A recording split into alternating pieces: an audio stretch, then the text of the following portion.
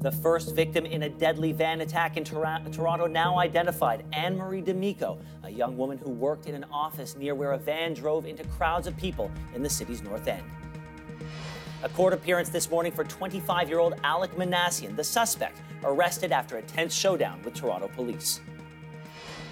Now, standing together in the face of tragedy, Canada comes together like a tight-knit community to pay tribute to the lives lost. For the latest, we go to live on the scene with Anne-Marie. Hey, Ben, thanks so much. I just want to share a little bit more about Anne-Marie D'Amico, which is the victim that we now know, one of the 10 that was killed in the street across from me yesterday. She was a Ryerson grad from here in the city of Toronto.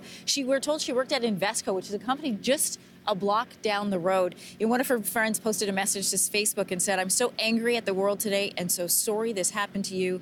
As tears roll down my face, thinking about the incredible person that you were." And the challenge of identifying those victims from yesterday is just one of many facing police this morning. I want to bring in CTV's public safety analyst, Chris Lewis. Thanks for being with us in our coverage this morning. My pleasure.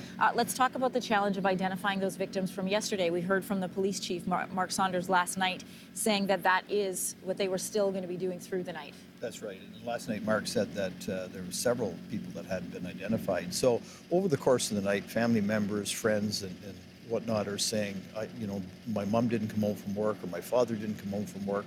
And so that would really force some of the identification to happen at a quicker level. Otherwise, if the folks don't have a purse or a wallet, right on them, or no one's reporting them missing, it's very difficult for police to kind of figure out who that is. So that is a priority. Once the person's captured, once the injured are being looked after, one of the big priorities for police is that identification process and notifying loved ones that, someone's not coming home. You were identifying some of the challenges for police yesterday. You described this as Ontario's largest murder, and this crime scene covers more than 2 kilometers. Well, that's right. Yeah, not only is it the largest in terms of the number of people killed, it's one of the largest crime scenes ever. Often in homicides, there'll be something discarded a couple miles away, or maybe a couple murders in a spree in different locations. But a continuous crime scene like this, with this many dead, this many injured, it's huge. And I believe it's the largest in Ontario history. Wow.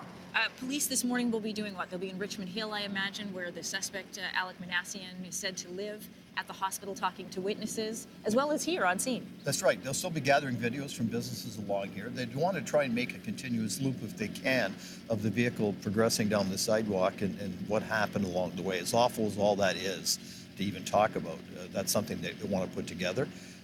They'll be investigating the suspect, in every which way, including looking at those national security type implications, if there, and maybe not. Trying to understand the motive. Why did this person do it? Was it someone suffering from mental health issues who was an angry young man, or was there some political or religious motivation to it? And so trying to sort that out and really piece him together as to who he is and why is a big part of it as well. You're an experienced person in service. When you look behind you, this is eerily quiet, this scene this morning. We know there's thousands of people that live here. This is a busy traffic hub, pedestrian traffic, road traffic, subway traffic. When you look at this scene that 10 people died here yesterday, what do you think? Well, it's mind-boggling. It's tremendously sad.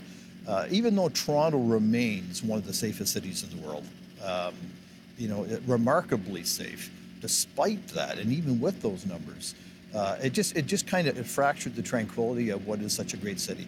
You saw people come together, emergency responders, members of the public doing their best to provide CPR and other things. You saw all the wonders that Toronto is, but you still see that violence that you just can't escape it anywhere in the world. One of the most remarkable pieces of video that came out of yesterday was the standoff between the officer and the suspect. When you watch that video, what do you see? Well, remarkable professionalism, a tremendous restraint, a discipline. Police officers go through training, they kind of call it shoot, don't shoot. It's scenario-based training where officers are faced with situations that have to make a quick decision. And that becomes kind of, part of what they do. And that officer made a tremendous decision.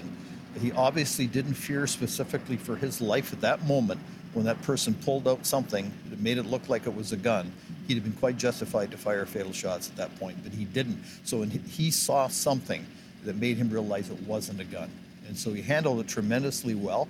And thankfully, he didn't have to kill anybody. There was enough death yesterday. That officer didn't need to deal with taking a life and everything that comes with that. He did a tremendous job.